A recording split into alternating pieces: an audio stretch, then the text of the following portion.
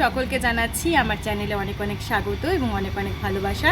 আজকে চলে এসেছি আমি নতুন একটি রেসিপি নিয়ে, আর সেটি হচ্ছে নিরামিষ কাঁচা কলার তরকারি। কিভাবে বানাবো সেটাই তোমাদের সাথে শেয়ার করব। তোমরা চলো গোটা ভিডিওটা দেখতে থাকো।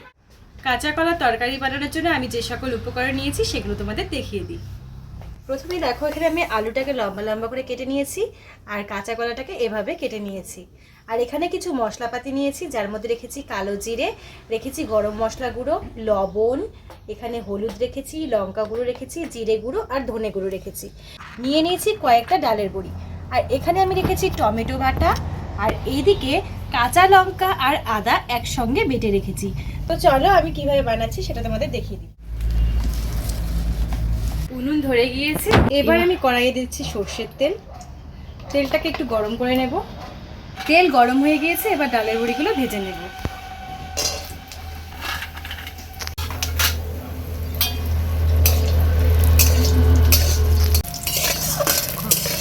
বড়িগুলো লাল হয়ে গেছে, এবার এগুলো আমি তুলে নেব।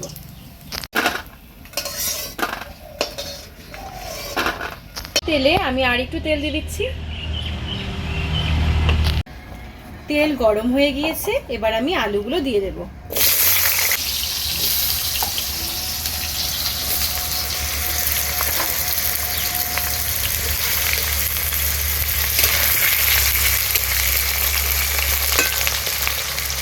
দিয়ে দেবো একটু লবণ, এক চিমটে হলুদ,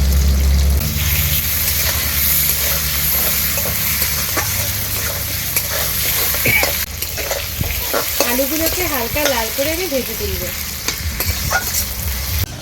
আলুগুলো ভাজা হয়ে গেছে, এবার এগুলো আমি তুলে নেব।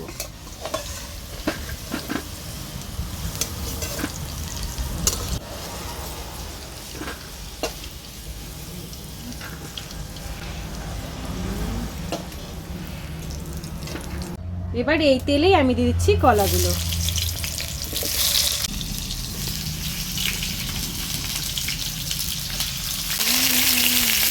লবণ, একটু হলুদ,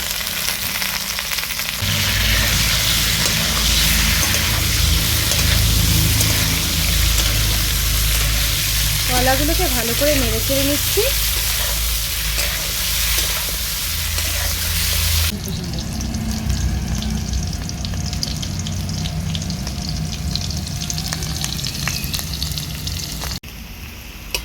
ফ্রেন্ডস, কলাগুলো লাল লাল হয়ে গেছে, এগুলো এবার আমি তুলে নেব।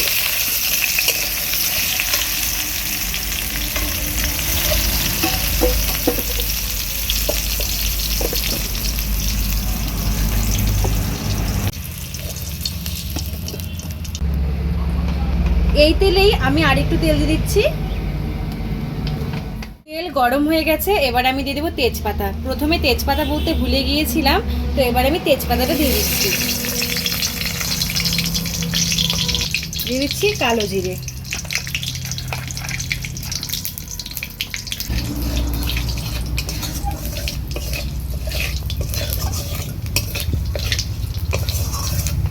এবার এতে আমি বাটা মশলা দিয়ে দেব। প্রথমে দিয়ে দিচ্ছি আদা আর কাঁচা লঙ্কা বাটা, এবার দিয়ে দিচ্ছি কাঁচা টমেটো বাটা,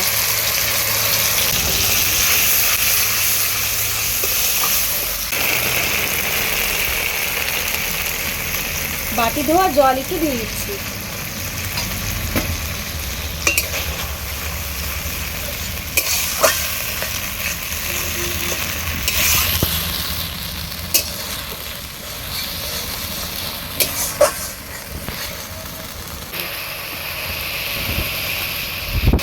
দিয়েছি লবণ, লবণটা বুঝে নিতে হবে কারণ আলুতে আর কলাতে কিন্তু লবণ দেওয়া ছিল। হলুদ গুঁড়ো, গুঁড়ো, জিরে গুঁড়ো আর ধনে গুঁড়ো। এবার আরো কিছুক্ষণ কষিয়ে নেব।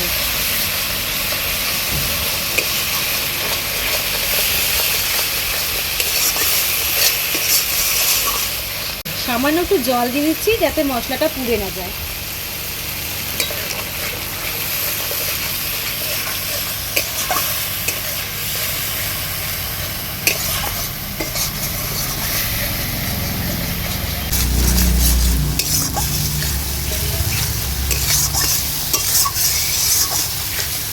মশলাটাকে আমি ভালোভাবে কষিয়ে নিয়েছি, পুরোপুরি তেল ছেড়ে দিয়েছে। এবার হচ্ছে আমি ভেজে রাখা কলা, আলু আর হচ্ছে বড়িটা দিয়ে দেব। দিচ্ছি ভেজে রাখা কলা, দিচ্ছি আলু, সব কিছু ভালো করে আমি কষিয়ে নেব।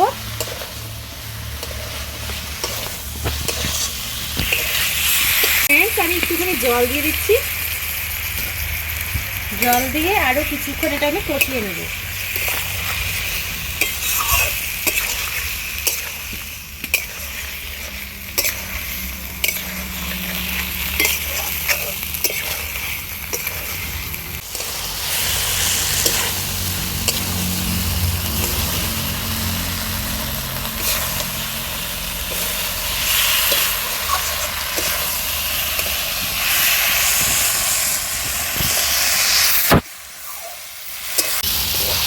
ফ্রেন্ডস, মশলা দিয়ে সবজিটা কষানো হয়ে গিয়েছে। এবার এটা আমি দিয়ে দেব জল।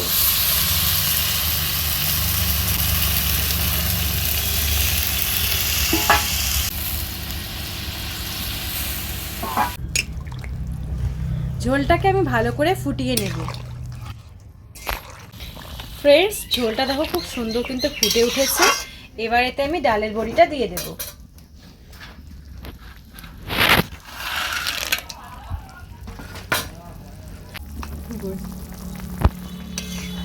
ডালের বড়ি দিয়ে কিন্তু আমি বেশিক্ষণ ফোটাবো না, কিছুক্ষণ ফুটিয়ে নামিয়ে নেব।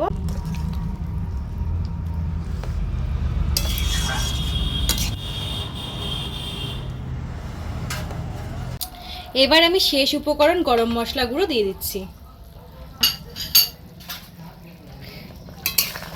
ফ্রেন্ডস, রান্নাটা আমার হয়ে গেছে। এবার এটা আমি নামিয়ে নেব। ফ্রেন্ডস, আমার কাছে ঘি নেই, আমার কাছে ঘি থাকলে আমি ঘি দিতাম, তোমরা চাইলে ঘি দিতে পারো।